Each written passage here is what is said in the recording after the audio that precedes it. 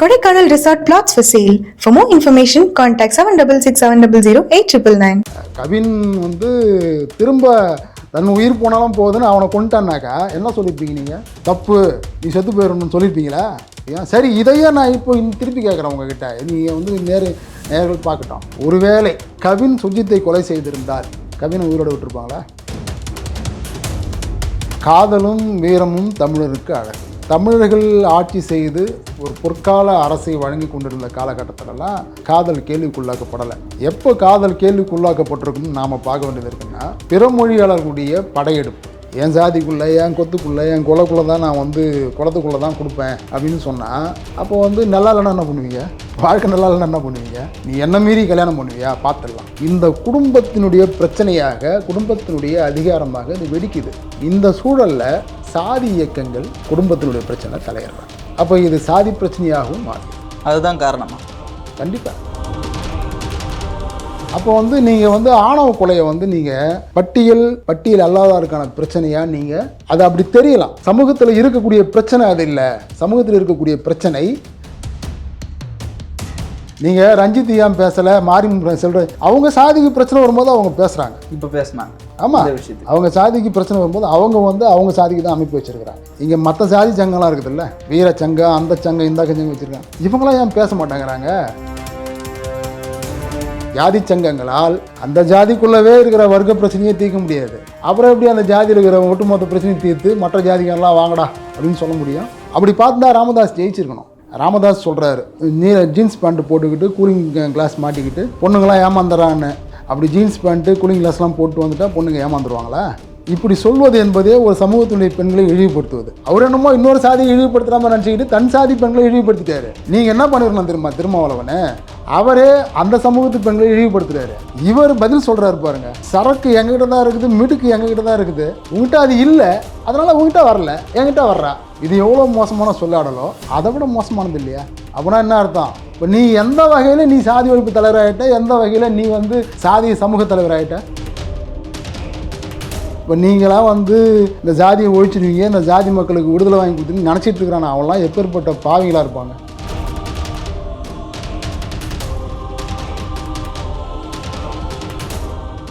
நேயர்களுக்கு வணக்கம். இன்று நம்மோடு தமிழ் தேச விடுதலை கட்சியிலிருந்து மரியாதைக்குரிய செந்தமிழ் குமரன் அவர்கள் வந்திருக்காங்க. சார் வணக்கம்.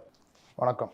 நலமா இருக்கீங்களா சார்? நல்லா இருக்கேன். இந்த ஆணவ கொலைகள்லாம் நம்ம பார்த்துட்ருக்கோம். சமீபத்தில் நெல்லையில் கவின் என்பவர் படுகொலை செய்யப்பட்டிருக்கார், நீங்கள் பார்த்துருப்பீங்க. இதற்கெல்லாம் என்ன காரணம்னு நினைக்கிறீங்க சார்? காதல் பற்றிய புரிதல் சமூகத்தில் குறைவாக இருக்குது. காதல், திருமணம், குடும்பம், குடும்பத்துக்கும் சாதிக்குமான உறவு, சாதிக்கும் அரசு அதிகாரத்திற்குமான உறவு, சாதியை காப்பாற்றுபவர்கள் யார், சாதியில் சிக்கி கொண்டிருப்பவர்கள் யார், இதை பற்றிய புரிதல் வந்து குறைவாக இருக்குது. அதனால் அவரவர்கள் அவர்களுடைய மனம் போன போக்கில் பயணிச்சிட்ருக்கிறாங்க. இது ஒரு கட்டத்தில் மிகப்பெரிய ஒரு வன்முறையாக மாறும் பொழுது இந்த மாதிரியான கொலைகள் நடப்பதை நாம் வந்து பார்க்க வேண்டியது இருக்குது. ரொம்ப ஒரு மோசமான ஒரு சூழல் தான் தமிழ் சமூகத்தில் இன்றைக்கு இந்த மாதிரியான போக்குகளால் நிலவிட்டுருக்குது. சங்க காலத்தில் நிறைய பேர் குறிப்பிடும்போது அப்போல்லாம் கலப்பு திருமணங்கள் வந்து ஏற்கப்பட்டுச்சு. இப்போ இந்த மாதிரி கொலை வரைக்கும் வர பிரச்சனைக்கு என்ன சார் காரணம்? காதலும் வீரமும் தமிழருக்கு அழகு. இதுதான் வந்து மரபு. நீங்கள் கல்யாணம் பண்ணணுன்னா திணை வாழ்க்கை வாழ்ந்தான். குறிஞ்சி நிலத்தில், மருது நிலத்தில், முல்லை நிலத்தில், பால் நிலத்தில் வாழ்ந்தான். அப்போ வந்து ஒரு திருமணம் என்பது அந்த இளைஞர்களை சிறந்த வீரன் யார் அப்படின்னு தேர்ந்தெடுத்து திருமணம் பண்ணிப்பாங்க.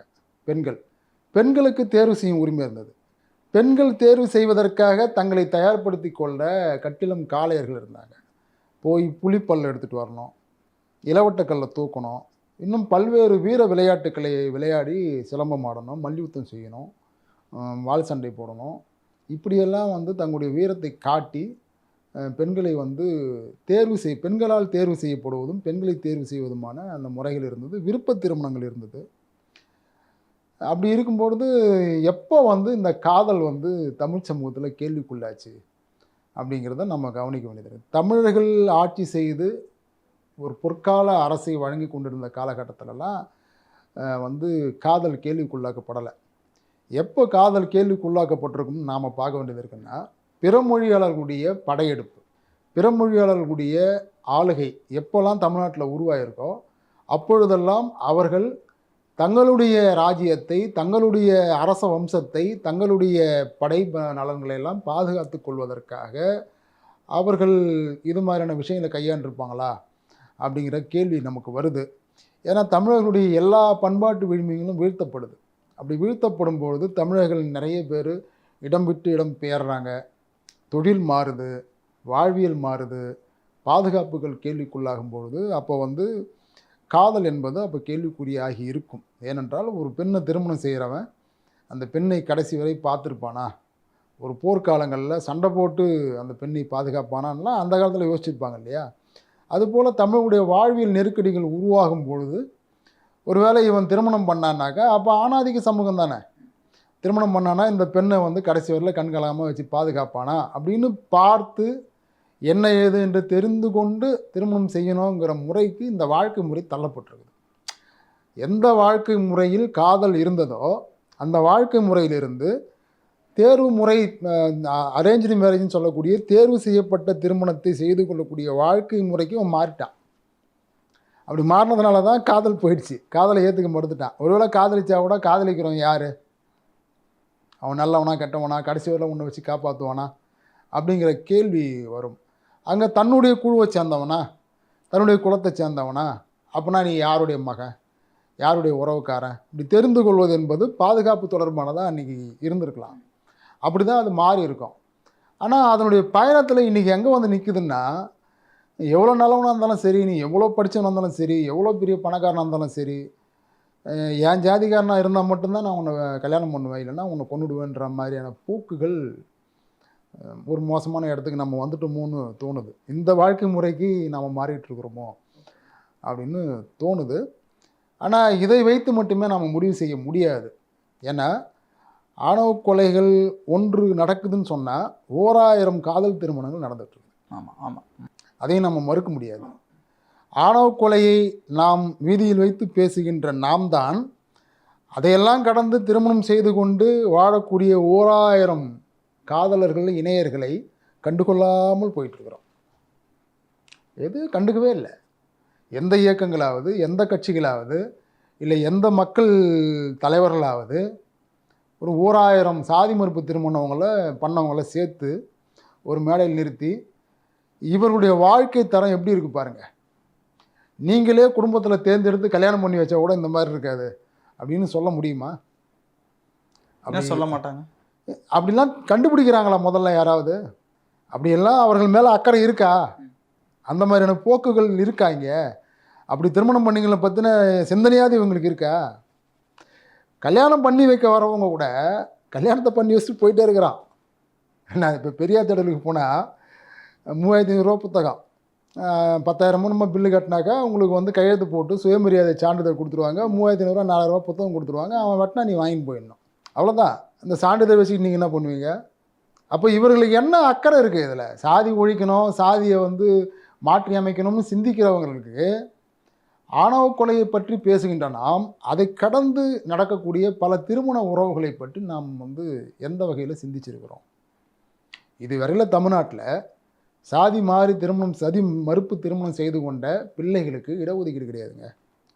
இதையே நம்மளால் தமிழ்நாட்டில் கேரளாவில் கொடுத்துட்டான், தமிழ்நாட்டில் இதையே கொண்டு வர முடியல. அப்படி ஒரு ஜிஓ எடப்பாடி ஆட்சியில் பாஸ் பண்ண தான் சொன்னாங்க, சாதி மறுப்பு திருமணம் பண்ணவங்களுக்கு வேலையில் முன்னுரிமைன்னு. ஆனால் அதை நம்ம தேடி தேடி பார்க்குறோம், காணோம். அப்படி ஒரு நடைமுறையே இருக்க மாட்டேங்குது. அப்போனா நம்ம எந்த இடத்துல வந்து நிற்கிறோம் தெரியுதுங்களா? அப்போது காதலும் வீரமும் 2 கண்கள் அப்படிங்கிறது போய் தேர்வு முறை என்பது வந்து தேர்வு முறைக்குள்ளார தன்னுடைய சாதிக்குள்ளார, தன்னுடைய கொத்துக்குள்ளார, தன்னுடைய குலத்துக்குள்ளார திருமணம் செய்து கொள்வதுதான் பாதுகாப்பு அப்படின்னு நின்றுருப்பான். அதுக்கான சூழல் இருந்திருக்கலாம். அது ஒரு காலத்தில் சாத்தியமாக கூட இருந்திருக்கலாம். இயல்பாகவே வந்திருக்கும். இயல்பாக தான் வந்திருக்கும். அதாவது அரசு மாற்றங்கள், சூழல் மாற்றங்கள், நாட்டில் ஏற்பட்ட பல நெருக்கடிகள், இதில் தான் உங்களுக்கு வந்து குடும்ப அமைப்பு உருவாகும். குடும்ப அமைப்பு தனியாக உருவாயிடாது. எந்த அரசமைப்பு, எந்த சமூக உற்பத்தி முறை இருக்குதோ அதுலேருந்து தான் குடும்ப அமைப்பு முறை இருக்கும். புரியுதுங்களா? பழங்குடி மனிதருடைய குடும்ப அமைப்பு முறை எப்படி இருக்கும்? சுதந்திரமானதாக இருக்கும். அதே நில உடைமை சமூகத்தில் குடும்ப அமைப்பு முறை எப்படி இருக்கும்? பெண் அடிமைத்தனத்தோடு இருக்கும், ஆண் ஆதிக்கத்தோடு. முதலாளித்துவ சமூகத்தில் குடும்ப அமைப்பு முறை எப்படி இருக்கும்? பெண்ணுக்கும் ஆணுக்கும் குறைந்தபட்ச உரிமைகளை அங்கீகரிக்கிறதா இருக்கும். கார்ப்பரேட் முறையில் குடும்ப உறவு முறை எப்படி இருக்கும்? லிவிங் டுகெதராக இருக்கும். குடும்ப உறவுகள் சல்லியாக உடஞ்சி போயிட்டே இருங்க, தனித்தனியாக வாழ்ந்துட்டு இருப்பான், ஆனால் குடும்பம்னுவான். அப்போது ஒரு குடும்பத்தை தீர்மானிப்பது இங்கே இருக்கக்கூடிய சமூக அமைப்பு முறை, உற்பத்தி முறை இதான் தீர்மானிக்குது. அப்போது இங்கே ஒரு காலத்தில் அது சரியாக இருந்திருக்கலாம். என்னுடைய சாதிக்குள்ளார, என்னுடைய குலத்துக்குள்ளார, என்னுடைய கொத்துக்குள்ளார தான் நான் கொடுப்பேன், அதுதான் எனக்கு பாதுகாப்பு அப்படின்னு இருந்திருக்கலாம் ஒரு காலத்தில். இன்றைக்கு நாம் நவீன யுகத்தில் வாழறோம், வளர்ச்சி அடைஞ்சிருக்கிறோம். இந்த சூழலில் என் சாதிக்குள்ளே, என் கொத்துக்குள்ளே, என் குலக்குள்ளே தான் நான் குலத்துக்குள்ளே தான் கொடுப்பேன் அப்படின்னு சொன்னால், அப்போ நல்லா இல்லைன்னா என்ன பண்ணுவீங்க? வாழ்க்கை நல்லா இல்லைன்னா என்ன பண்ணுவீங்க? சரி, அப்படி தான் இங்கே நல்ல வாழ்க்கை வாழ முடியுதா மக்கள்? ஒரு சாதிக்குள்ளாரவே பணக்காரன் இருக்கிறான், ஏழை இருக்கிறான். ஏழைக்குள்ளே பஞ்சப்பராரி இருக்கிறான். பணக்காரனுள்ள மிகப்பெரிய பணக்காரனாகவும் மிடில் கிளாஸ் பணக்காரனாகவும் இருக்கிறான். அவன் இவனுக்கு பொண்ணு தர மாட்டாங்கிறான், இவன் இவனுக்கு பொண்ணு தர மாட்டாங்கிறான், அவன் அவனுக்கு பொண்ணு தர மாட்டாங்கிறான். ஒரு சாதிக்குள்ளவே இத்தனை வர்க்க வேறுபாடுகள் வந்துடுச்சு. சொந்த சாதிக்காரன் பொண்ணை கல்யாணம் பண்ணல. எங்கள் ஊருக்கு பக்கத்தில் ஒரே குடும்பத்தில் பிறந்த அண்ணன் தங்கை, அவர் பையனை இவர் பொண்ணு கொடுக்க மாட்டேன்ட்டார். ஏன்னா அவர் மிகப்பெரிய கோடீஸ்வரராக மாட்டார் தொழில் பண்ணி. தங்கை பஞ்சப்பராரியாக மாறிடுச்சு. அவர் பையனை அந்த பொண்ணு கொடுக்க மாட்டேன்னு சொல்லிட்டாரு. பிச்சைக்காரன் பொண்ணை நான் எது கல்யாணம் பண்ணணும்? சொந்த அண்ணன் தங்கைக்கு, நான் உதாரணத்துக்கு சொல்கிறேன், இது நடக்குது. சொந்த அத்தை பொண்ணு பையனுக்கு மாமன் மகனை கொடுக்க மாட்டாங்க. சரி, மீறி பண்ணால் வெட்டுறான். ஒரு சாதிக்குள்ளே நடக்குது இது, புரியுதுங்களா? அப்போது என்ன நினைக்கிறான்னா, இவன் சமூக பிரச்சனை அத்தனையையும் குடும்பத்தின் மீது செலுத்துகிறான். அவன் சமூகத்தில் நடக்கின்ற மாற்றங்கள், பிரச்சனை எல்லாத்தையும் அவன் பார்க்குறான். இவன் எப்படியாவது கெட்டு போட்டோம், நம்ம குடும்பத்தை நம்ம பார்ப்போம். ஒரு யூகேஜியிலேருந்து சட்டம் படித்து மருத்துவம் படிக்கிறவரில் இவ்வளோ கொள்ளை நடக்குது கல்வியிலன்னா, அதெல்லாம் அரசியல்வாதிங்க அப்படி தான் பண்ணுவான். நம்ம புள்ளி நம்ம ஒழுங்காக படிக்க வைப்போன்னு இவன் என்ன பண்ணுவான்? 1 லட்ச ரூபா கொண்டு போய் யூகேஜியில் சேர்ப்பான், 1 கோடி ரூபா செலவு பண்ணி மருத்துவம் படிக்க வைப்பான். இந்த அநீதியை, சமூகத்தில் நடக்கிற அநீதியை தட்டி கேட்பதற்கு இவன் தயாராக இல்லை. அந்த அநீதிக்கு ஏற்ப தன்னுடைய குடும்பத்தை மாற்றி அமைச்சிக்கிட்டே வரான். அப்போ மாற்றி அமைச்சிக்கிட்டே வரும்போது இவனே குழந்தைகளை பெற்றுக்கிறான், இவனே அதுக்கு புட்டி பால் ஊட்டுறதுலேருந்து, இவனே நடக்க சொல்லி தரதுலேருந்து, இவனே படிக்கிறதுக்கு ஃபீஸ் கட்டுறதுலேருந்து, அந்த பொண்ணு சமைஞ்சாக்கா அது காது குத்தத்துலேருந்து, அது கல்யாணம் பண்ணுறதுக்கு மாப்பிள்ளை பாகத்துலேருந்து, அதுக்கு எல்லாமே இவனே செஞ்சு போடும்போது, நான் பார்க்குற மாப்பிள்ளை தான் நீ கல்யாணம் பண்ணணும், இவ்வளோ கஷ்டப்பட்டு உன்னை வளர்த்துட்டேன், செப்பு சரியாக செஞ்சுட்டேன், நான் பார்க்குற மாப்பிள்ளையை செஞ்சு கல்யாணம் பண்ணாதான் நீ நல்லா இருப்பேன்னு இவனுக்கு ஒரு கூட்ட நம்பிக்கை உருவாயிடுச்சு. அதை அந்த பெண்ணு மீறினாலோ இல்லை அந்த பையன் மீறினாலோ, கஷ்டப்பட்டு உழைச்சி நான் உன்னை வளர்த்து ஆளாக்கியிருக்கிறேன், நீ என்ன மீறி கல்யாணம் பண்ணுவியா பார்த்துடலாம். இந்த குடும்பத்தினுடைய பிரச்சனையாக, குடும்பத்தினுடைய அதிகாரமாக இது வெடிக்குது. இந்த சூழலில் சாதி இயக்கங்கள் குடும்பத்தினுடைய பிரச்சனை தலையிடுறாங்க. அப்போ இது சாதி பிரச்சனையாகவும் மாறுகிறது. அதுதான் காரணமா? கண்டிப்பாக சாதி இயக்கங்கள் சாதியினுடைய உரிமைகளுக்காக, அந்த சாதியினுடைய நலன்களுக்காக குரல் கொடுத்தா எந்த பிரச்சனையும் கிடையாது. மாறாக சாதி இயக்கங்கள் என்ன பண்ணிட்டான்னா, ஒரு பக்கம் சாதி பட்டியல் சாதி அல்லாத மற்ற சாதிகளுடைய, அதாவது பிற்படுத்தப்பட்ட சாதிகளுடைய சங்கங்கள்லாம், தங்கள் சாதி சங்கம் நடக்கணும்னா சாதி இருக்கணும், எல்லாருக்குமே இருக்கணும். பட்டியல் சாதியாக இருந்தாலும் சரி, அது பிற்படுத்தப்பட்ட சாதிகளாக இருந்தாலும் சரி, இல்லை முன்னேறிய ஆதிக்க சாதிகளாக இருந்தாலும் சரி, எல்லாருக்குமே சாதின்னு ஒன்று இருக்கணும்னு முடிவு பண்ணிட்டான்.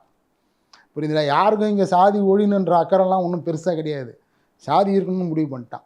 அப்போ சாதி இருக்கணும்னா, சாதி எங்கே தகர்க்கப்படுகிறதோ அதை முதல்ல அடைச்சிடணும். அப்போ சாதி எங்கே தகர்க்கப்படும்னா, பட்டியல் சமூகத்தவர்களுடைய கண்ணோட்டம் வேறவா இருக்குது. அவர்கள் என்ன நினைக்கிறாங்கன்னா, சாதி தகர்க்கப்படணும். ஏன் தகர்க்கப்படணும்னா, தங்களுக்கு பொது வெளியில் உரிமை மறுக்கப்படுது, தங்கள் மீது தீண்டாமை சுமத்தப்படுது, தங்களுக்கு பொது சமூகத்தில் மரியாதை அங்கீகாரம்லாம் கேள்விக்குள்ளாகுது, அதை காப்பாற்றுவது இந்த சாதி அமைப்பு, அதனால் அதை தகர்க்கப்படணும்னு அவன் நினைக்கிறான். அது சரிதான். ஆனால் அவங்க என்ன நினைக்கிறாங்கன்னா, அப்போது அந்த பொது சமூகத்தில் நாம் ஒரு கழகத்தை உருவாக்கணும், அந்த கழகம் சாதி மறுப்பு திருமணங்களால் தான் சாத்தியன்னு இவன் முடிவுக்கு வர்றான். இப்போ இவன் இந்த மாதிரி முடிவுக்கு வரும்போது அவன் என்ன முடிவு எடுக்கிறான்னா, நம்ம கட்டுக்கோப்பாக இருந்தால் தான் அவனை கண்ட்ரோலில் வச்சுருக்க முடியும். அப்போ நம்ம கட்டுக்கோப்பாக இருக்கணும்னா நம்ம சாதிக்குள்ளார எந்த பொண்ணும் இன்னொரு சாதிக்காரனை கல்யாணம் பண்ணிக்கூடாது. அது பிற்படுத்தப்பட்டாராக இருந்தால் கூட சரி, இன்னொரு பெண்ணை இன்னொருத்தரை கல்யாணம் பண்ணிக்கூடாது இப்படின்னு அவன் போகிறான். அப்போது உண்மையிலேயே இது வந்து பட்டியல் சாதியில் உள்ளவர்களுக்கும் பட்டியல் சாதி அல்லாதவர்களுக்குமான பிரச்சனையானா இல்லை. சாதிக்கு ரெண்டே ரெண்டு ரோல் தான் இருக்குது. இங்கே தான் நிறைய பேர் வந்து சாதி இந்து மதத்தோடலாம் இணைக்கிறாங்க. அது பின்னால் தான் அதனுடைய போக்குகள் உருவாகுது. சாதி என்பது இது ஆரியரோ வெள்ளைக்காரனோ வந்து உருவாக்கிட்டு போனதில்லை. நம்மிடம் இருந்த ஒன்று தான் உருமாறி வந்திருக்குது. முன்னாடி குடி இருந்தது, தினை குடிகள் தான் பின்னாடி தொழில் குடிகளாக மாறி அதுவும் பின்னாடி சாதி அமைப்பாக மாறிக்குது. பிறப்பின் பாற்பட்டதாக மனு தர்மத்தின் அடிப்படையில் மாறி அமைக்கப்பட்டது என்பது அது சரி, அதெல்லாம் வந்து சரிதான்.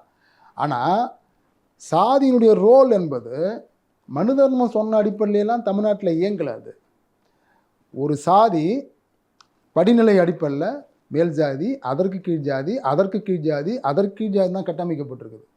இதில் வந்து மேல் ஜாதியாக இருக்கிறவர் தனக்கு கீழ் உள்ள ஒரு ஜாதியை ஒடுக்குவார். அவருக்கு மேலே யாரும் இல்லைனாக்கா அவர் தான் ஒடுக்கும் ஜாதி. கீழே உள்ளவர் தன்னை மேல் ஜாதிகாரன் ஒடுக்குறான்னு அவனை எடுத்து சண்டை போடுவார். இவருக்கு கீழே ஒரு ஜாதி இருப்பான், அவனை இவரே ஒடுக்குவார். அப்போது பெரும்பாலான சாதிகள் இரட்டை படிநிலையில் நிற்கிறாங்க. தானே ஒடுக்கப்படும் சாதியாகவும் இன்னொரு புறம் தானே இன்னொரு சாதியை ஒடுக்குகின்ற சாதியாக ரெண்டு ரோல் எடுத்துக்கிறான். அப்போது ஒரு சாதி என்பது ரெண்டு வகையில் பயணம் செய்யுது. அதனால தான் நீங்கள் பார்த்தீங்கன்னா பட்டியல் சமூகத்தவர்னு சொல்கிறோம் இல்லையா, அதில் வந்து ஆணவ கொலை நடக்கலையான்னு கேட்குறாங்க. நடக்குது. எப்படி நடக்குது? பட்டியல் சமூகத்தவரெல்லாம் ஒரு படிநிலையில் இருக்கிறாங்க அப்படின்னா ஆணவ கொலை நடக்குமா? நடக்கூடாது இல்லையா? அது ஒரு தொகுப்புனா நடக்கூடாது இல்லையா? அங்கே படிநிலை இருக்குது. அப்போ பிற்படுத்தப்பட்டவரில் நடக்குதா? நடக்குது. பிற்படுத்தப்பட்டவர் மிக பிற்படுத்தப்பட்ட பண்ணாலும் கொள்கிறான், மிக பிற்படுத்தப்பட்டவர் பண்ணாலும் கொள்கிறான், பிற்படுத்தப்பட்டவருக்குள்ளே பண்ணிக்கிட்டாலும் கொள்கிறான், மிக பிற்படுத்தப்பட்டவருக்குள்ளே பண்ணிக்கிட்டாலும் கொள்கிறான். அப்போ வந்து என்னென்னா இதில் வந்து சாதியோட வர்க்கமும் இணையுது. புரியுதுங்களா? அப்போ இது ஏதோ பிற்படுத்தப்பட்டவர் பட்டியல் சாதி இப்படின்னு நீங்கள் ரெண்டு கோட்டை போட்டுலாம் பார்க்க முடியாது. சாதி அடுக்கில் எந்த முனையிலும் இது நடக்குது.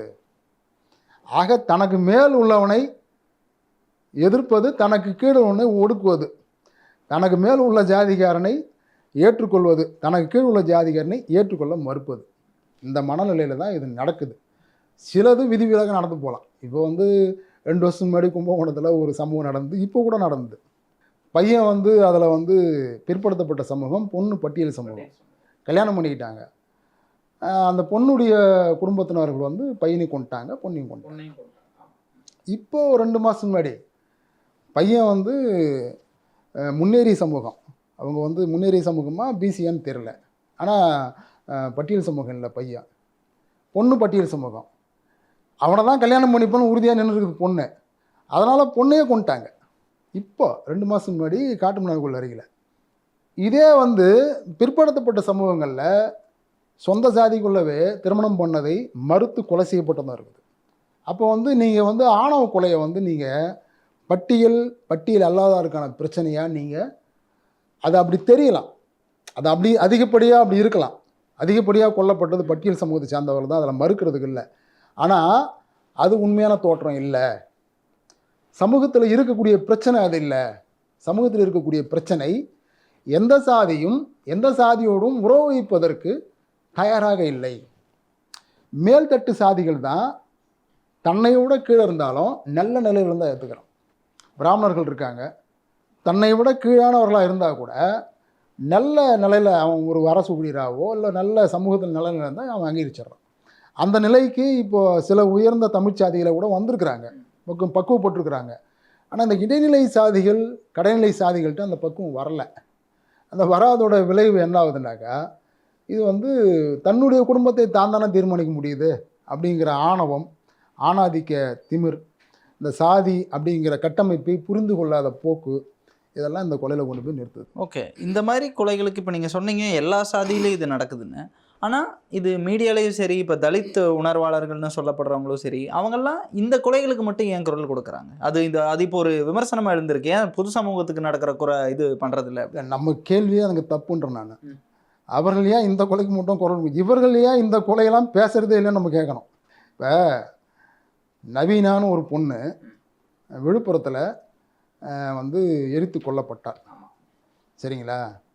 அதில் நாங்கள் உண்மையின் குழு பயணமாக போயிருந்தோம். அந்த பொண்ணுடைய மாமா, தாய் மாமா முறை வந்து தமிழ்நாடு விடுதலை படை போராளி.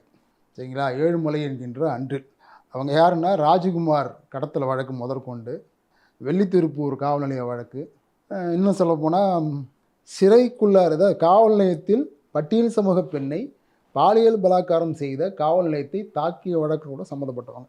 அந்த குடும்பத்தினுடைய பெண்ணுக்கு பாதுகாப்பு இல்லை.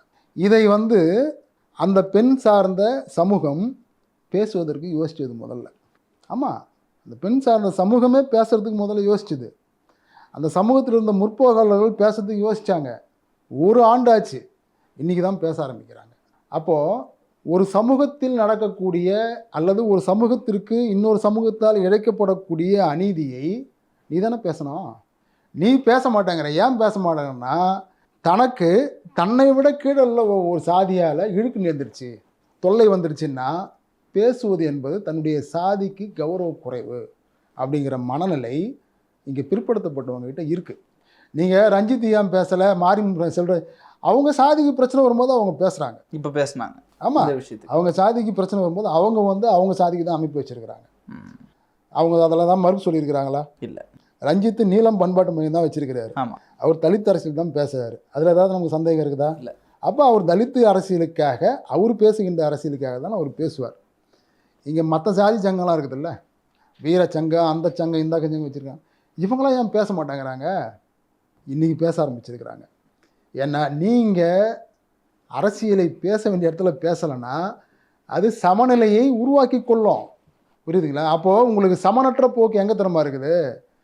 பட்டியல் சமூகத்தவர்கள் மத்தியில் தங்களை பிற்படுத்தப்பட்டவர்கள் தாக்கினால் அதை வெளிப்படுத்துவது, அதை எதிர்த்து போராடுவது, அதை அரசியல்படுத்துவது என்கின்ற போக்கு இருக்குது. அதே பிற்படுத்தப்பட்டவர்கள் மத்தியில் பிற்படுத்தப்பட்டவராகவே இருந்து ஒரு ஜாதி உயர் ஜாதியாக இருக்கும், அதுவே தன்னை தாக்கும் பொழுது அதை எதிர்த்து நிற்பது, அரசியல்படுத்துவது, அம்பலப்படுத்துவதுன்ற போக்கு இல்லை. முட்டி மோதி பனிப்போர் நடத்தி கொள்வது. அம்பலப்படுத்தினா அது கௌரவ பிரச்சனைங்கிறாங்க. கௌரவ பிரச்சனை, பனிப்போர். நீங்கள் நிறைய பேர் சொல்லுவாங்க ஊர் சேரி ஊர் சேரின்னுவாங்க. அப்போ ஊரெல்லாம் ஒன்றா இருக்குன்னு நான் கேட்பேன். சேரி தனியாக இருக்குது, ஊர் தனியாக இருக்குது. சேரி தனியாக இருக்குது, ஊர் தனியாக இருக்குது. ஊரே ஒன்றா இல்லை. கிராமப்புறங்களில் தாங்க ஊர் சேரி முறை இருக்குது. ஊரே ஒன்று கிடையாது.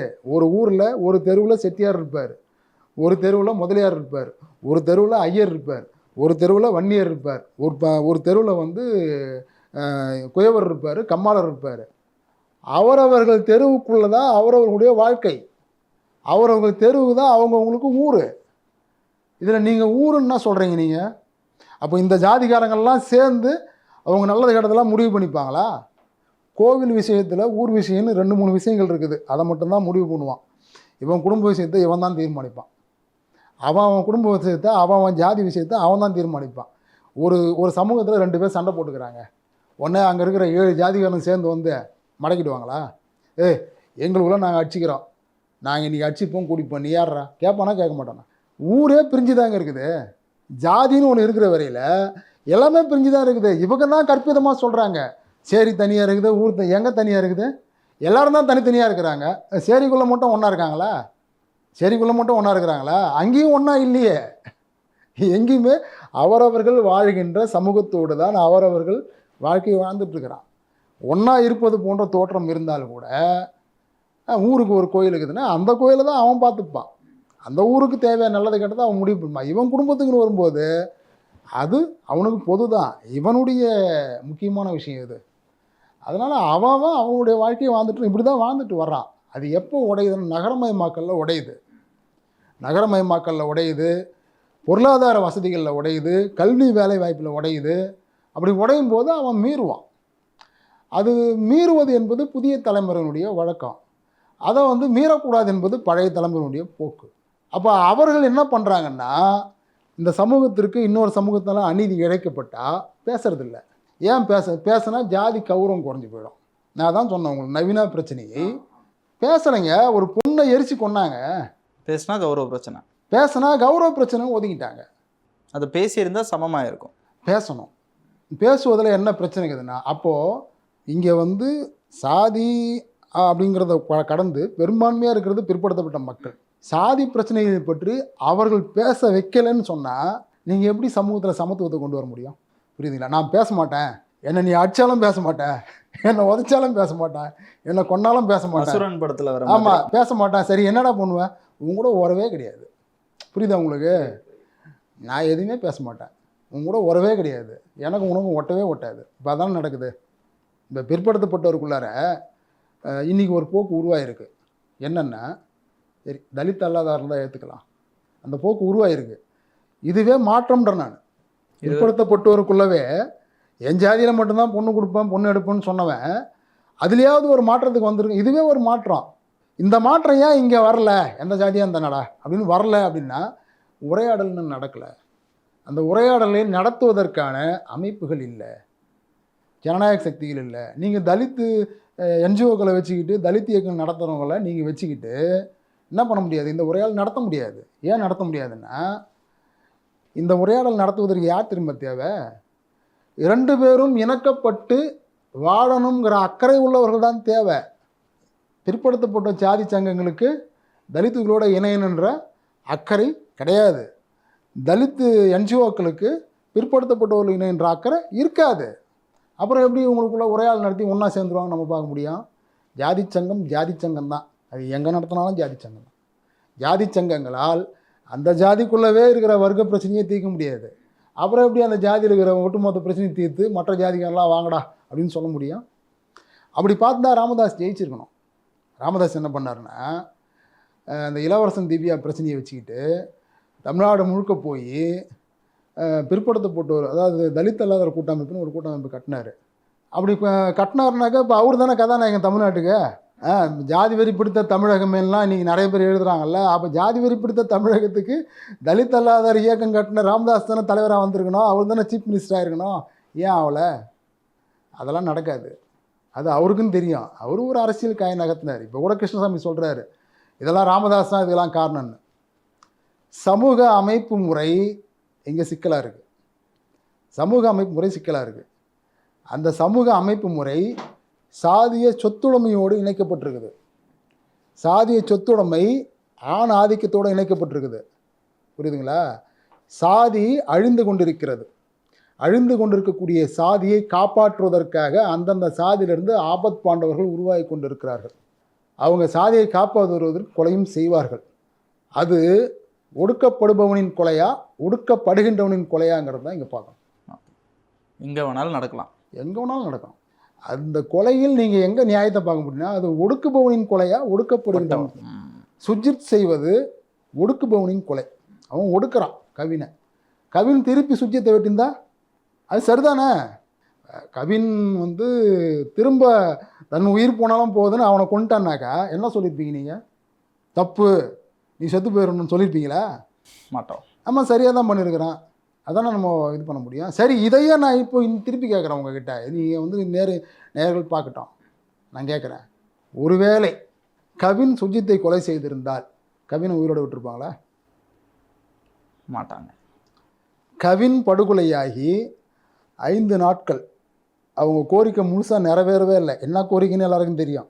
முழுசாக நிறைவேறாமலேயே 5 நாட்கள் அவங்க வந்து நீதி தான் வேணும்னு சொல்லி நீதி கிடச்சிச்சா? சரி, உடல் அடக்கம் செஞ்சுட்டாங்க. இதே சுஜித் கொலை செய்யப்பட்டு கவின் குடும்பம் அதற்கு காரணமாக இருந்திருந்தால் ஒரே நாள் மொத்த பேரும் தூக்கி அவங்களுடைய கோரிக்கை நிறைவேற்றிருக்க மாட்டாங்களா? அப்போ இங்கே தான் பிரச்சனை வருது.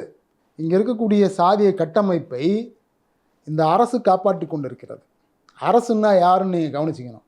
காவல்துறை, நீதித்துறை, நிர்வாகத்துறை. புரியுதுங்களா? காவல்துறை அதில் எல்லாம் ஒரே ஜாதிகாரனை போட்டு விட்டுறாங்க. நீதித்துறை இந்து அரசியல் சாசனப்படி இயங்கிக்கிட்டு இருக்குது, அது ஜாதியை காப்பாற்றும். நிர்வாகத்துறை தன்னுடைய ஜாதிகாரன் சொன்னால், தனக்கு ஓட்டு வருதுன்னு சொன்னால், தன்னுடைய அரசாங்கத்துக்கு எதெல்லாம் லாபம்னு சொல்லுதோ அதையெல்லாம் காப்பாற்றுது. அப்புறம் இது வந்து ஒடுக்குகின்றவர்களுடைய அரசாங்கமாக ஒடுக்கப்படுகின்ற அரசாங்கமாக? நான் ஒடுக்குகின்றவன்னு சொன்னால் ஒரு சாதிக்குள்ளாகவே இருக்குது வர்க்க வேறுபாடு. ஒரு சாதிக்குள்ளாகவே ஒடுக்குறவனும் இருக்கிறான், ஒடுக்கப்படுகின்றவனும் இருக்கிறான். அது எல்லா சாதிக்குள்ளும் இருக்குது. அப்போ இந்த அரசாங்கம் எல்லா சாதிக்குமான பிரதிநிதியும் சொல்லிக்கிறான், எல்லாரும் தானே ஓட்டு போடுறான். அப்போ இந்த அரசாங்கம் எல்லா சாதியிலும் உள்ள ஒடுக்குகின்றவனுடைய அரசா, ஒடுக்கப்படுகின்றவனுடைய அரசா? அப்போ யாரோட அரசு இது? எல்லா சாதியிலும் உள்ள ஆதிக்க ஒடுக்கும் சக்தியினுடைய அரசு. அப்புறம் இது எப்படி இயங்கும்? இது இப்படி தானே இயங்கும். சிஸ்டமே அப்படிதான் இருக்கு. சிஸ்டமே அப்படி தான் இருக்குது. இப்படி தானே இயங்கும். அப்போ இந்த சிஸ்டத்துக்குள்ளார எப்படி நீங்கள் வந்து நீதியை எதிர்பார்க்குறீங்க? அப்போ இந்த நீதி யார் தர முடியும்? இந்த அரச கட்டமைப்பை எதிர்த்து ஒடுக்கப்பட்டிருக்கக்கூடிய அனைத்து சாதிகளும் உள்ள தமிழர்களை ஒன்றிணைக்கக்கூடிய ஒரு தலைமையால், தத்துவத்தால், அதைத்தான் தமிழரசன் வச்சார். அதைத்தான் புலவர் கலியபெருமாள் வச்சார். இல்லை, தமிழ் தேசிய அரசியல் என்பதை நாம் அந்த அடிப்பில் தான் பார்க்குறோம். தமிழ் தேசிய அரசியல் மட்டுமே இதை செய்யும். தமிழ் தேசிய அரசியலில் உழைக்கின்ற மக்களுடைய அந்த வர்க்க கண்ணோட்டத்தை அடிப்படையாக கொண்ட ஒரு அரசியல் மட்டுமே இதை செய்யும். அதைத்தான் அன்னைக்கு மாலை இயக்கத்தினர்கள், எம்எல் இயக்கத்தவர்கள் செய்தார்கள். தருமபுரியிலையும் வடார்காடு தென்னார்காடு மாவட்டத்தில் எம்எல் இயக்கத்தவர்கள் அதை தான் செஞ்சாங்க. தமிழ்நாடு விடுதலை படை தோழர்கள், தமிழரசன், புலவர் கலிபெருமாள்லாம் அதை தான் செஞ்சாங்க. அப்போ அதனால தான் இன்றைக்கி வந்து தமிழரசன், புலவர் கலிபெருமாள் இருக்கின்ற வரையில் எந்த சாதி சங்கமும் தலையெடுக்க முடியல. அவர் கொல்லப்பட்ட பிறகு இந்த ஜாதிக்கு ஒரு சங்கம், அந்த ஜாதிக்கு ஒரு சங்கம், வட மாவட்டத்தில் இந்த ஜாதிக்கு ஒரு கட்சி, அந்த ஜாதிக்கு ஒரு கட்சி. இதில் புரட்சிகர அரசியலில் போன மக்களை ஒரு பக்கம் இடஒதுக்கீடுன்னு திருப்பி கொண்டு வந்துட்டாங்க, இன்னொரு பக்கம் அவன் ஆதிக்க ஜாதி, நீ அடிமை ஜாதின்னு திருப்பி கொண்டு போயிட்டான். அப்போ புரட்சிகர சக்தியில் இருந்த மக்களை நீ ஜாதியாக பிரிச்சுட்ட. ஜாதியாக பிரிச்சுட்டாக்க அவனை ஜாதியாக தனிமைப்படுத்தி அவன் என்ன பண்ணுவான்? அப்போது ஜாதி ரீதியாக அவன் ஜாதியை பாதுகாத்து கொள்வதற்கு அவர்கள் கட்சி நடத்துகின்றார்கள். இப்போ நடத்துகின்ற கட்சி எல்லாமே கூட அந்தந்த ஜாதியில் உள்ள ஆளும் சக்தியினுடைய கட்சி தான். அது உழைக்கிற மக்களுக்கோ சராசரி மக்களுக்கோ அதனால் பலன் கிடையாது. அப்போ இவர்கள் அதை காப்பாற்றி கொண்டு இருக்கிறார்கள். அதனால தான் நீங்கள் வந்து பார்த்தீங்கன்னா இப்போ திருமாவளவன் வந்து இன்றைக்கி பேசுகிறார்ல, இந்த ஆணவ கொலை தனிச்சட்டம் அமைக்கணும், தனிச்சட்டம் வேணும், அது எஸ்சிகளுக்கான சட்டம்னு நினைக்கிறாங்க. அப்படி இல்லை, அப்படி புரிந்து கொள்ளப்பட்டிருக்கிறது. எஸ்சிக்கும் பிசிக்கும் தான் சண்டை நடக்குது, அப்படிலாம் கிடையாது. எந்த ஜாதிக்கார காதலிச்சாலும் கல்யாணம் பண்ணலாம், வெட்டுறான். இதை பேசுவதற்கு திருமாவளவனுக்கு இத்தனை வருஷம் ஆயிருக்கு. இப்போ சரியாக பேசியிருக்காருன்றீங்க? ஆமாம், இதுதானே உண்மை. எந்த ஜாதிக்காரன் கல்யாணம் பண்ணாலும் எந்த ஜாதிக்காரனாலும் வெட்டுறாங்கிறதானே உண்மை. எல்லா ஜாதியிலும் ஆணவ கொலை இருக்குது. ஆமாம், இவ்வளவு நாள் நீங்கள் ஏன் அதை பேசலைன்னு சொன்னால், இவ்வளவு நாள் பட்டியல் சமூகத்தினவர்கள் செய்கின்ற கொலைகளை நீங்கள் கண்டுகொள்ளவில்லை. அங்கே நடக்கிற ஆணவ கொலை நீங்கள் பேசலை, நீங்கள் கண்டுக்காமல் போயிட்டீங்க. இன்றைக்கி பேச வேண்டிய சூழல் வந்துடுச்சு. இன்றைக்கி சமூக ஊடகங்கள் அந்த தாக்கத்தை உருவாக்கிடுச்சு. தமிழ் தேசிய அரசியல் அந்த தாக்கத்தை உருவாக்கிடுச்சு. கேள்வி கேட்குறாங்கல்ல, கவினுக்கு ஆதரவாக நின்றவர்களும் தமிழ் தேசியவாதிகள் தான். அதே போல் கவின் சார்ந்த சமூகத்தால் இன்னொரு சமூகம் பாதிக்கப்பட்டாலும் அதற்கும் நிற்பவர்கள் தமிழ் தேசியவாதிகள் தான். அதை நம்ம புரிஞ்சுக்கணும். அது அந்த சாதியில் உள்ள தமிழ் தேசியவாதிகள் நிற்பான். இந்த அரசியல் மேல் எழுந்த பிறகு தான் திருமாவளவன் போன்றவங்க உண்மையை பேசுகிறாங்க. இப்போ நான் என்ன கேட்குறேன், ராமதாஸ் சொல்கிறாரு, ஜீன்ஸ் பேண்ட்டு போட்டுக்கிட்டு கூலிங் கிளாஸ் மாட்டிக்கிட்டு வந்துடுறாங்க, பொண்ணுங்களாம் ஏமாந்துடுறான்னு. இது வந்து உண்மையாது? அப்படி ஜீன்ஸ் பேண்ட்டு கூலிங் கிளாஸ்லாம் போட்டு வந்துட்டால் பொண்ணுங்க ஏமாந்துருவாங்களா? பொண்ணுங்களை ஏமாத்துறதுக்கு வேறு வழியே கிடையாதா? இப்படி சொல்வது என்பதே ஒரு சமூகத்தினுடைய பெண்களை இழிவுபடுத்துவது. அவரே இழிவுபடுத்துகிறாரு. இதுக்கு அவரே இழிவுபடுத்துகிறாருங்க. அவர் என்னமோ இன்னொரு சாதியை இழிவுபடுத்துகிறாம நினச்சிக்கிட்டு தன் சாதி பெண்களை இழிவுபடுத்திட்டாரு. இதுவே தப்பு. நீங்கள் என்ன பண்ணிடணும் தெரியுமா? திருமாவளவனே, மருத்துவர் அவர்களே, நீங்கள் வந்து உங்கள் சமூகத்தை இழிவுபடுத்துகிறீங்க. இது வந்து சாதி மாதிரி திருமணம் நடக்குது நிறைய, இந்த மாதிரி 2 சமூகத்தில் நடக்குது. இதுக்கு காரணம் ஏமாற்று கிடையாது. 2 பேரும் பஞ்சப்பராரியாக இருக்கிறோம், 2 பேரும் உழைக்கின்ற மக்களாக இருக்கிறோம், 2 பேருமே ஒரே தொழிற்சாலையில், ஒரே பேருந்தில், ஒரே தொடர் வண்டியில், ஒரே கடை வீதியில் நடந்துக்கிட்டு இருக்கிறோம், பார்த்துட்ருக்குறோம், ஒரே பள்ளியில் படிச்சுட்ருக்குறோம். அரசு பள்ளியில் யார் படிக்கிறாங்க? படிச்சுட்ருக்குறோம். அதனால் 2 பேருக்குள்ளே தான் காதல் வரும். இதானங்க சமூக இயல்பு அப்படின்னு தானே நீங்கள் சொன்னோம். அப்படி சொன்னால் தானே நீங்கள் ஒரு தலைவர். அவரே அந்த சமூகத்து பெண்களை இழிவுபடுத்துகிறாரு. இவர் பதில் சொல்கிறாரு பாருங்க, சரக்கு எங்ககிட்ட தான் இருக்குது, மிடுக்கு எங்ககிட்ட தான் இருக்குது, உங்ககிட்ட அது இல்லை, அதனால் உங்ககிட்ட வரல, என்கிட்ட வர்றா. இதான பதில் சொன்னார் திருமாவளவன். இது எவ்வளோ மோசமான உதாரணமோ, இது எவ்வளோ மோசமான சொல்லாடலோ அதை விட மோசமானது இல்லையா? அப்படின்னா என்ன அர்த்தம்? இப்போ நீ எந்த வகையில் நீ சாதி ஒழிப்பு தலைவராகிட்ட, எந்த வகையில் நீ வந்து சாதி சமூக தலைவராகிட்ட? 2 பேரும் ஒரே குட்டையில் ஓடின மட்டைங்க தானே. இப்போ நீங்களாம் வந்து இந்த ஜாதியை ஒழிச்சிடுவீங்க, இந்த ஜாதி மக்களுக்கு விடுதலை வாங்கி கொடுத்துருன்னு நினச்சிட்டு இருக்கிறான். அவன்லாம் எப்பேற்பட்ட பாவிகளாக இருப்பாங்க. இப்படி பேசின திருமாவளவன் இப்போ என்ன பேசுகிறாரு, இந்த சட்டம் எந்த ஜாதிக்காரனை கல்யாணம் பண்ணாலும் காரிச்சு வெட்டுறான், அதனால் ஆணவ கொலை தடுப்பு சட்டம் வரணும் அப்படிங்கிறார். இப்போ எப்படி சரியாக பேசுகிறீங்க? அப்போ சமூகத்தில் ஒரு பிரச்சனை நடக்குதுன்னு வைங்களேன், அதை சமூக அரசியல் பொருளாதார கண்ணோட்டத்தில் பார்க்கணும். சாதி கண்ணோட்டத்தில் நீங்கள் அதை மட்டும் அந்த கண்ணோட்டத்தில் மட்டும் பார்த்துடக்கூடாது. ஒரு பிரச்சனை இருந்தது தான், நம்ம இல்லைன்னா மறுக்க முடியல, பிரச்சனை இருந்தது தான். அது மாதிரி நிறைய 2 சமுதாயத்தில் நிறைய காதல் திருமணங்கள், குடும்பத்தை மீறிய திருமணங்கள் நடந்துக்கிட்டே இருந்தது. குடும்பத்தை மீறி போயிட்டே இருக்கிறாங்க. அப்போ குடும்பங்கள் வந்து இந்த பிரச்சனையை எப்படி தீர்த்துக்கிறதுன்னு தெரில, எங்கே கொண்டு போய் முறையிடுவாங்க? முதல்ல வந்து இங்கே இருந்த சமூகங்கள் நக்சல் பாரி இயக்கத்தில் இருந்தாங்க, அப்புறம் தமிழ் தேசிய அரசியல் களத்தில் இருந்தாங்க, அப்புறம் சாதி சங்கமாக மாறின பிறகு சாதி சங்கத்துக்கு தானே முறையிடுவாங்க. சாதி சங்கத்துக்கு இதுக்கு தீர்வு தெரியுமா இதுக்கு? சரி, இப்போ நீங்கள் வந்து இளவரசன் சம்பவம் நடந்து போச்சு, இப்போ வந்து 2 சமூகத்தில் திருமணம் நடக்காமல் இருக்குதா? நின்றுடுச்சா? நடக்காமல் இருக்குதா?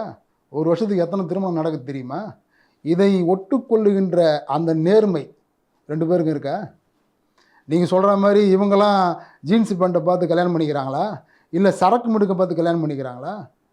இது எந்த அளவுக்கு பொறுப்பற்ற ஒரு வாதம்.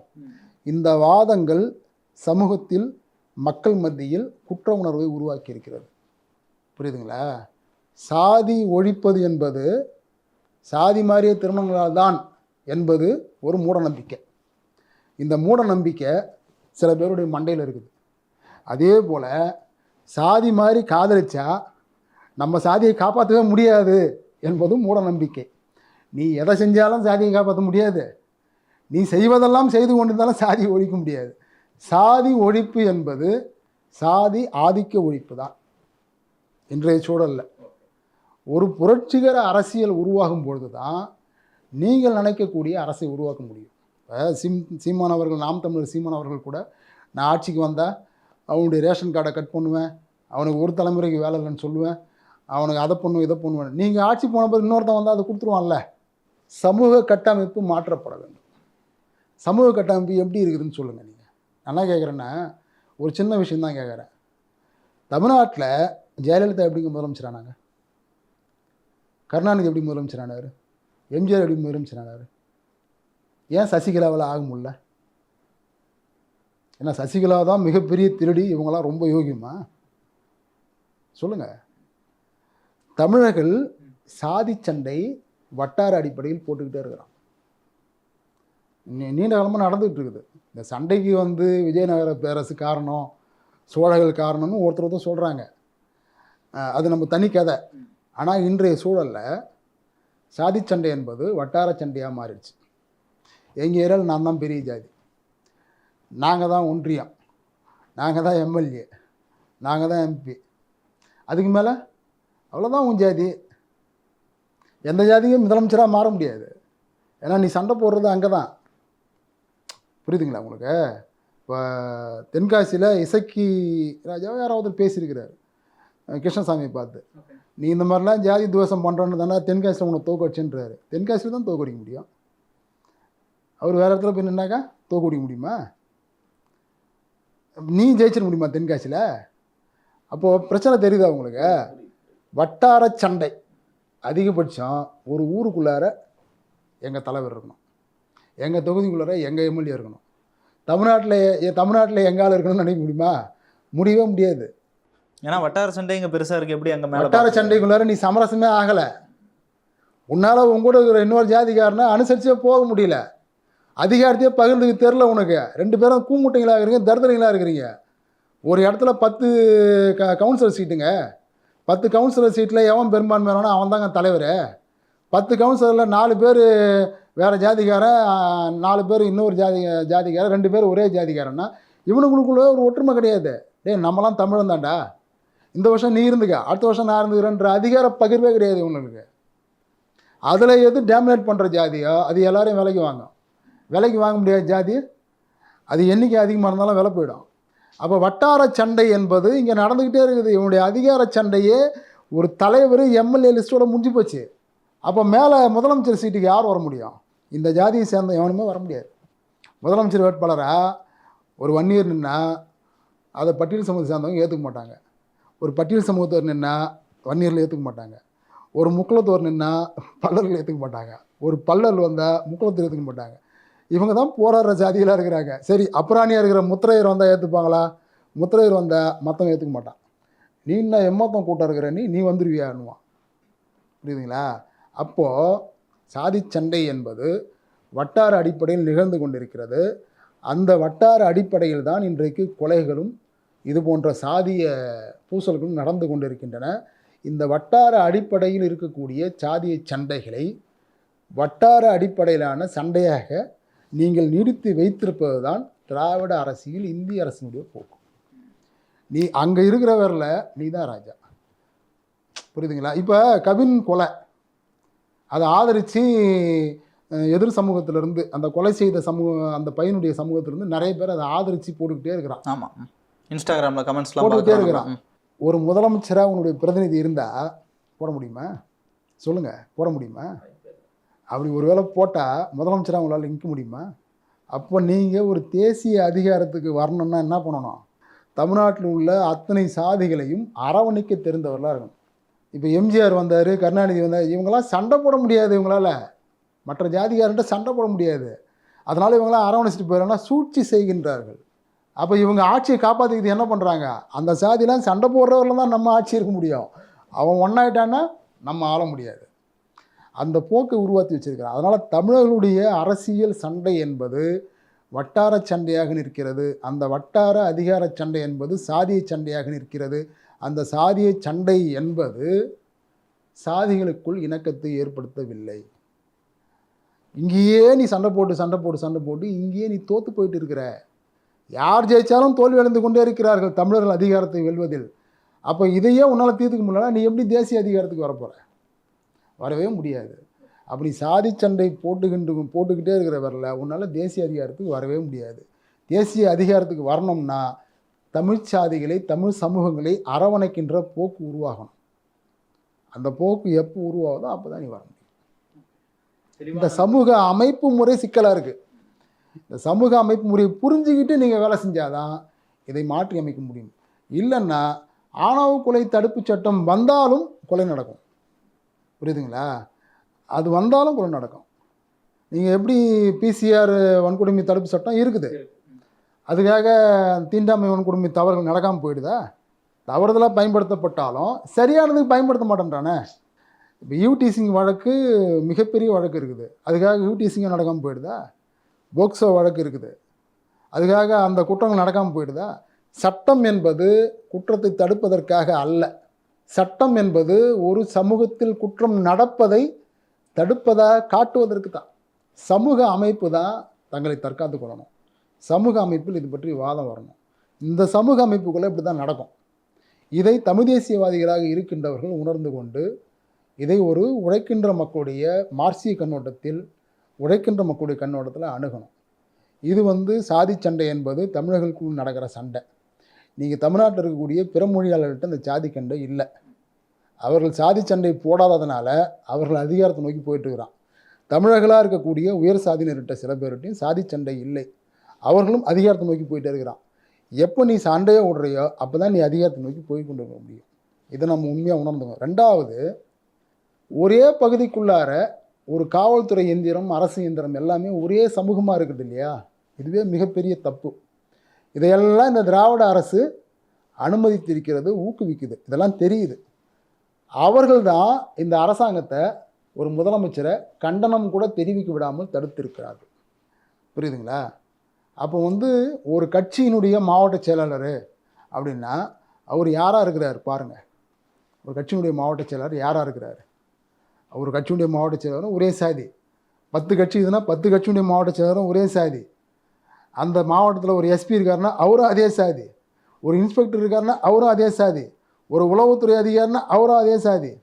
வழக்கறிஞர்கள் அதே இப்போ இது எப்படி எங்கே போய் நிற்கும்னு நினைக்கிறீங்க நீங்கள்? இதெல்லாம் யாருக்கு நல்லது? இது அந்த சாதிக்கு நாங்கள் தான் எங்கள் மாவட்டத்தில் வெயிட்டு அப்படின்னு தோணலாம். அது அவ்வளோதான். அது ரொம்ப நாள் நிற்காது. கடைசி வரல அந்த மாவட்டத்தை தாண்டி வரவே முடியாது. தமிழர்களுடைய அதிகாரம், தமிழர்களுடைய தேசிய அதிகாரத்தை பற்றிலாம் பேசவே முடியாது. இப்படியே பேசி பேசி பேசி 2 தலைமுறையில் இருக்கிற சொத்தெல்லாம் சாதி சண்டையை போட்டு அழிச்சிடுவாங்க. 3வது தலைமுறையில் பிச்சை எடுக்க வேண்டியது தான். நல்ல தெளிவான விளக்கங்களை கொடுத்தீங்க. உங்கள் நேரத்திற்கும் கருத்துக்கும் ரொம்ப நன்றி. நன்றி.